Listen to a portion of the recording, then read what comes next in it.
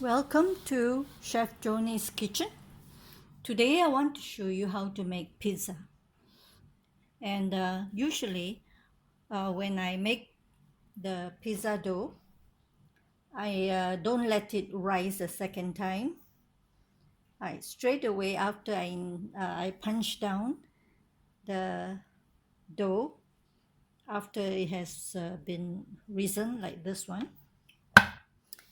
I would straight away apply the ingredients, put the ingredients on top and bake it so that I can have a crusty, thin, crusty uh, crust bread. But because I'm going to make this for seniors, treat the seniors, and so I'm going to let it rise before I put the ingredients on top. Now I'm going to teach you how to make the dough another time. It is the same as making mantau or pao, and is use of yeast to let it rise. So what I did is lukewarm water and put a bit of sugar to feed the yeast, and then put the yeast in and stir, and when the yeast rises, I put it into the flour with a little bit of salt, and then add the water if not enough, and then add I have also salt a bit inside, and that's it. Knead it, make it come together, and then put some oil on the container, and then over the dough, cover it with plastic, put it in the warm place near the sun, not directly under the sunlight, and it rises double. So now it is ready for punch down and kneading, and then to put into the tray. Okay, so here it is. You can see that it is full of air, so you want to remove the air, and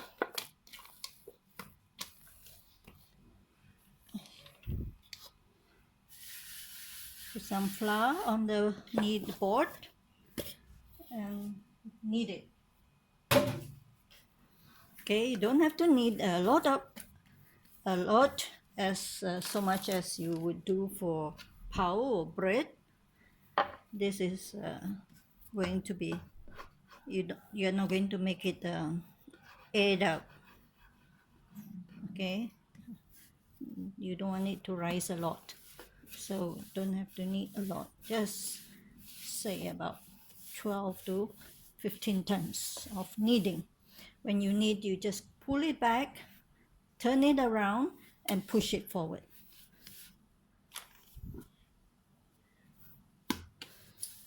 Okay, push forward, pull it in, and turn it around. Use this hand, the other hand, to push it, and then push it forward.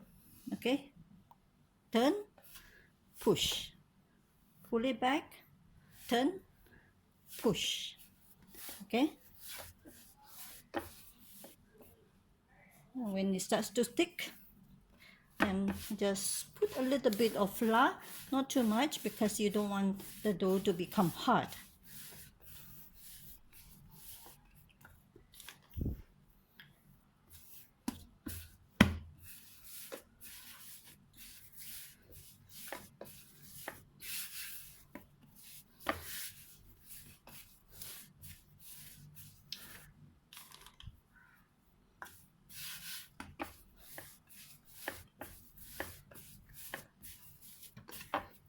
Okay, I think it's more than 10 times already, or 12 times. Okay, so just push it in,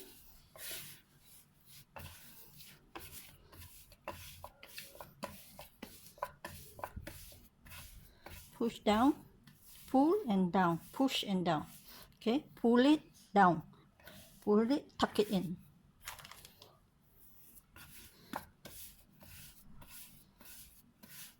And I turn it around as I as I pull and tuck it in, pull and tuck it in, I also turn.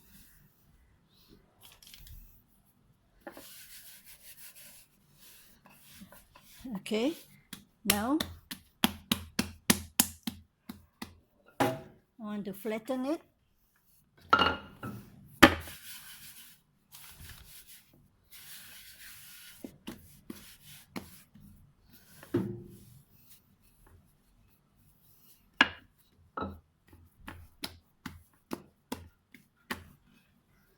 And then roll it up.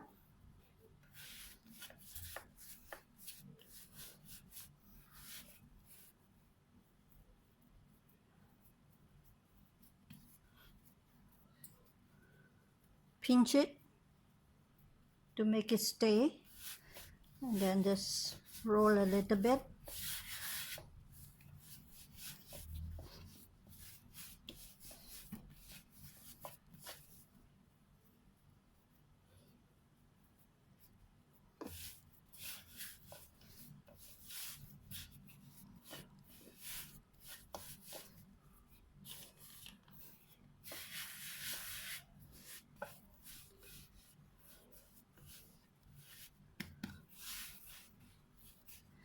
Now I'm going to roll it out, but let it rest a while. Whenever you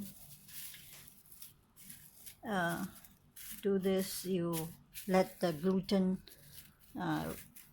set, and then it's becomes stretchable again. Then you form it into other shapes you want. So let it rest a lot, and then afterwards I'm going to roll it out and put it in a bake pan. Okay,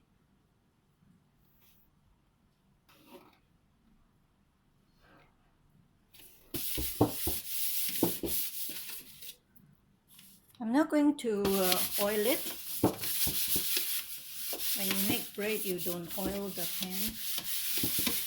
Okay, I just want to put some flour because I wash it. So make it sure that it is dry, and throw away the excess flour.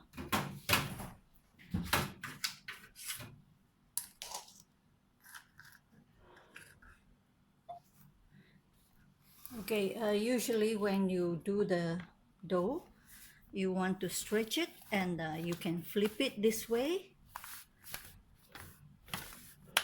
Okay, and it will stretch. Okay, now I'm going to stretch it inside the pan.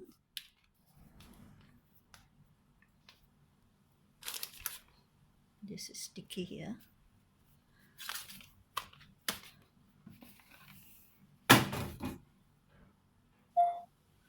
Okay, I'm pushing the dough to the sides, to the corners, and if it is shrinking back, I just put a little bit of flour to make it stiffen, and so that it won't be so stubborn.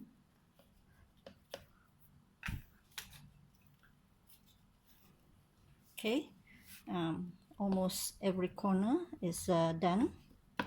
It's just press towards the side, from the inside to the outside, then it will stay. Okay, like this corner is not staying, so just press from the inside to the corner, then there will be enough to hold it back there. If not, then I add a little bit of flour to make it stiff, stay.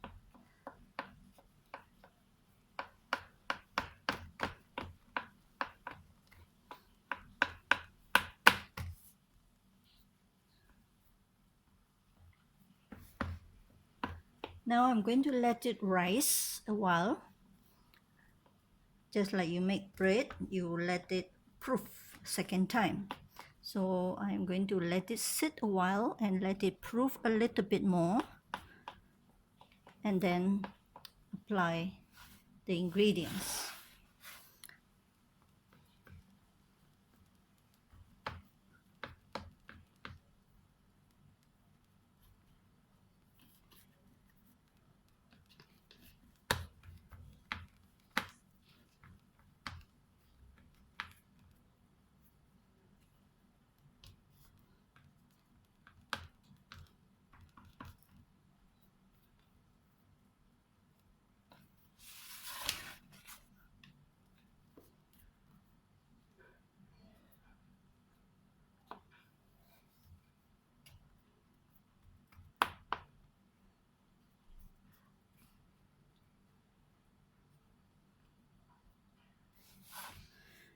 All right, so I'm going to let it sit for a while, and then when it rises a little, then I will apply some oil. I have here ready olive oil, and I will brush it. The very purpose is to prevent the sauce from seeping into the bread and making the bread soggy. This I learned from the cafeteria in a university that I was working for a while. As then after the oil brush, I will put in the uh, sauce and cheese before I put in all the other things. I'm going to make half uh, pepperoni and half pesto pesto chicken. Or I had some chicken prepared beforehand.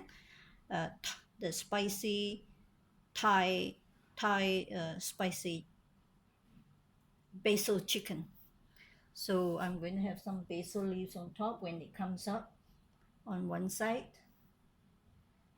and all the other pesto sauce for the basil chicken, and then tomato sauce for the um, pepperoni. It's beef pepperoni, and I had some uh,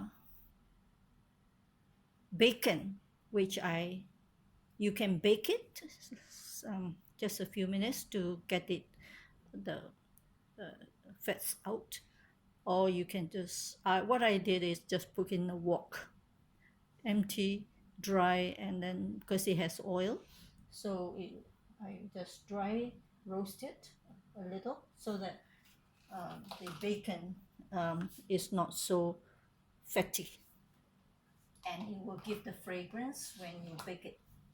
Okay, so we'll come back when it is risen a little. The dough is ready. Okay. Okay, as you can see, it has risen a little bit. And so I'm going to,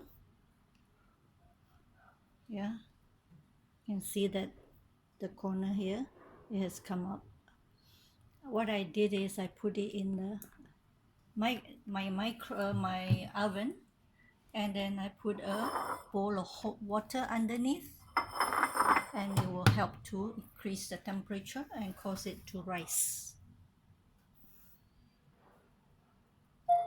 Now I'm going to rub some oil gently, not to puncture the dough, so that it won't cause a hole, just slightly.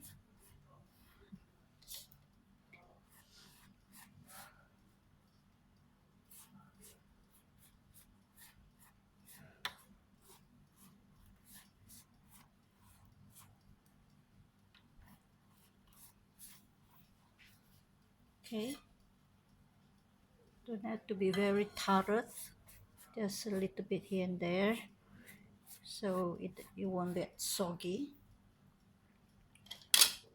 when I apply the flour, the sauce.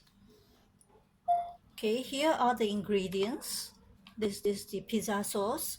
I make it myself. You can buy ready-made in the bottle pizza sauce. I use the ordinary tomato sauce for making pasta, and I add with the dark, what do you call, tomato paste, tablespoon or two, and then I add all the herbs like oregano. Okay, oregano. This is a must. This is very important. I put quite a bit on in it, and then parsley, and then basil. This I have plants. I dry the leaves, and uh, I dry the leaves, and then I crush it and put it in the container. And then rosemary, I bought it from the supermarket, and then I dry it also, and then I keep it in the bottle. So when I want to use it, I will just put it in my hand and rub it, crush it, and put it inside. It will cause the smell to come out. And this is the bacon. I buy the broken ones. You can buy a whole strip ones and bake it partially. Don't overcook it because you are going to put on top of the dough and it will continue to cook. So you don't want it burnt. And this is beef pepperoni. Okay, and this is uh, basil chicken. Okay, spicy basil chicken. And this is pesto. If you want, you have to learn separate recipes, which I will post in the YouTube, how to make this and how to make this separately.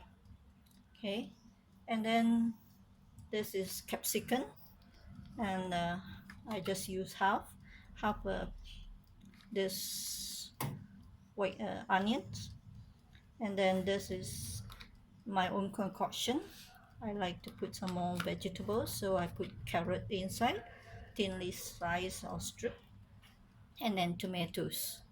Okay, I use one tomato, and this is mushroom, white mushroom, button mushroom, which I fry with in butter and the garlic to make it fragrant. And this is my roasted bell pepper. Okay, and this is fragrant. This is optional too. This is my own concoction. Okay, and the normal things is just this two, and this is from my catering teacher, and um, this is also my own concoction. Okay, so now we are going to apply this thing on top of the dough, and then we'll bake it. Okay, here I've topped out the dough. Okay, after the oil, I put in the sauce. Okay, the red sauce for the pepperoni and the pesto sauce for the chicken. After that, I put in the other ingredients on top of the sauces, the chicken here and the pepperoni there, and then I put in the vegetables, and of course after the sauce I put the cheddar cheese. Okay, shredded cheddar cheese that also act as another sealant to prevent the dough from getting soggy. And then after that only put in the other vegetables so that the water will not seep through to the dough and make the dough watery. So now then after that I put in the vegetables. I put in a bit of the mozzarella cheese. Okay, already got the cheddar cheese one layer below, so I'm not going to put too much. Okay, and I'm going to put it into the oven to bake. Okay, you can see that this thing is ready, and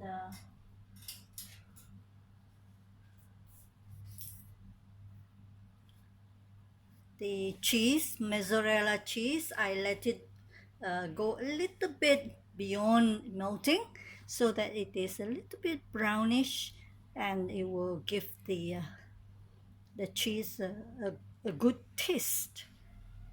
Okay, so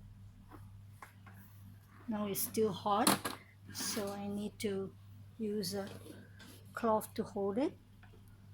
Okay, so you see that this is lovely, smells so good. All right, I'm not going to cut it yet until it is cooled down because I don't want it to tear. All right, so try it. It's not that difficult. Just the dough. Once you know how to make the dough, everything is just thrown on top.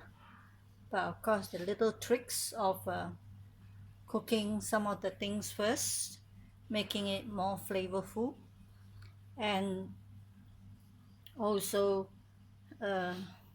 putting a little bit of oil on top of the dough to prevent liquid from the vegetable and the sauce to go through and make the bread soggy. As you can see, allowing the bread to rise a little before applying all the other toppings make a difference. It gives the, you see, it's hard. It gives the volume which I want for a big crowd. Okay, and also I don't want it crusty for older people to eat. Younger people like crunchy things, but not older folks. So enjoy, and if you like this channel and you have benefited, click in YouTube, click like, thumbs up, share, and subscribe. See you again.